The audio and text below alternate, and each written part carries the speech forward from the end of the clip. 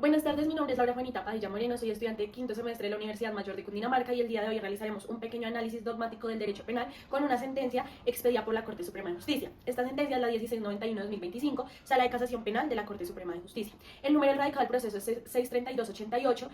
lo que resuelve es un recurso de impugnación especial contra un fallo en segunda instancia y su fecha de expedición es el 18 de junio de 2025 en la ciudad de Bogotá. Ahora daremos un pequeño contexto sobre los hechos jurídicamente relevantes del caso. Estos hechos se presentaron en el Valle del Cauca exactamente el 17 de diciembre de 2017, cuando una menor se encontraba a las afueras de su vivienda esperando la llegada de su padre y un vecino de nombre José Arley Londoño la introdujo sin su consentimiento dentro de su inmueble. Dentro de este intentó accederla, por lo que la menor intentó defenderse, forcejeando con él, mordiéndolo y gritándolo. A esto, el acusado respondió que si gritaba o se quejaba, la iba a matar a ella y a su familia, por lo que posteriormente accedió a ella poniendo su boca en sus genitales, exactamente en su vagina, e intentó acceder carnalmente a ella penetrándola en su vagina también. A esto, una vecina identificada como Juliet se percató de lo ocurrido, por lo que acudió inmediatamente a la madre de esta menor, quien se dirigió al inmueble de este sujeto, entró al inmueble y se percató de que este sujeto estaba desnudo intentando penetrar a su hija sobre ella, sobre su cuerpo. Ante las circunstancias y los gritos de ella y su altercado al intentar enfrentarse con este sujeto, los vecinos fueron en auxilio de la señora y llamaron a la policía. Al llegar las autoridades al lugar, corroborando que el señor estaba desnudo, la alteración de la niña y el testimonio de su madre, hicieron una captura del indiciado en flagrancia. Ahora hablaremos sobre las instancias que se tomaron antes de la resolución de la Corte Suprema de Justicia. En primera instancia, el Juzgado Tercero Municipal Penal del municipio de Roldanillo absolvió al acusado por el delito de acceso carnal abusivo con menor de 14 años en grado de tentativa, con el fundamento de que existía duda razonable. Esto quiere decir que la Fiscalía no pudo acreditar de debida forma la existencia del hecho o la existencia del delito. Además, alegaron que había inconsistencia entre el relato de la víctima y su madre, ya que la víctima acreditaba que este sujeto había puesto su miembro, su boca en los genitales de la menor y que referente a esto ella se vistió y salió de la habitación cuando llegaron las autoridades. Sin embargo, la madre relata que en el momento en que ella entró, este sujeto estaba intentando penetrar a su hija. Por otro lado, la menor relató que ella se había encontrado en circunstancias anteriores en estos mismos hechos, en esta misma situación por parte del acusado, mientras que la madre afirmó que era la primera vez. Por otro lado, hubo una inconsistencia entre el testimonio que dan los vecinos y el que da la madre, ya que muchos acreditan que la madre se encontraba en el lugar con un machete, mientras que otras versiones dicen que ella no iba con ningún arma.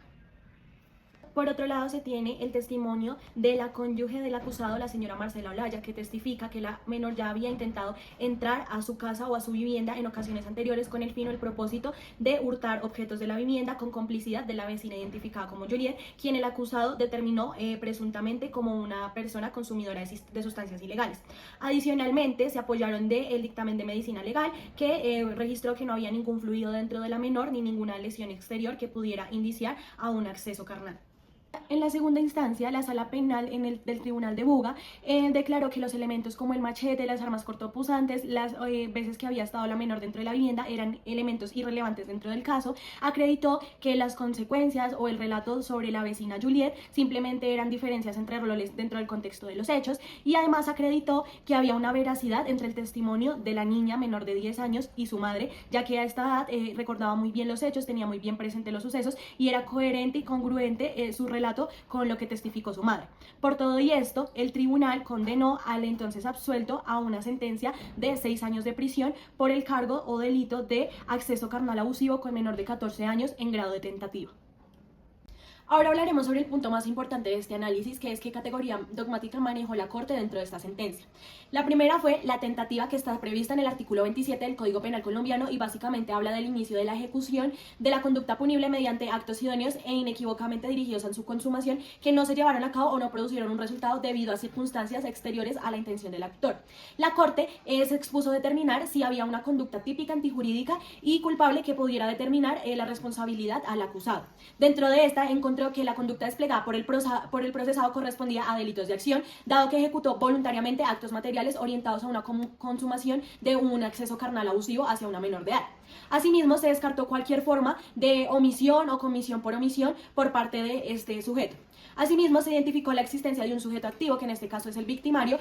representado por el acusado, y un sujeto pasivo cualificado, el cual era la menor de 14 años, que además estaba en el género de mujer, quien goza pues también de una especial protección constitucional y legal dentro del marco normativo colombiano. Desde el punto de vista de la tipicidad, que tiene dos tipos: la tipicidad objetiva, que tiene unos requisitos en los cuales se pudo acreditar que el acusado cumplía, se evidenciaron los actos de ejecución, de planeación, de preparación, asimismo como el desnudamiento, el contacto sexual y el intento de penetración, que valida la finalidad o el propósito que tenía el acusado. Por otro lado, se evidenció la tipicidad subjetiva, que está conformada por tres planteamientos principales: el dolo, la preterintención y la culpa, que en este caso pues se allenó a la categoría del dolo, ya que él tenía el propósito y la finalidad de cometer una penetración.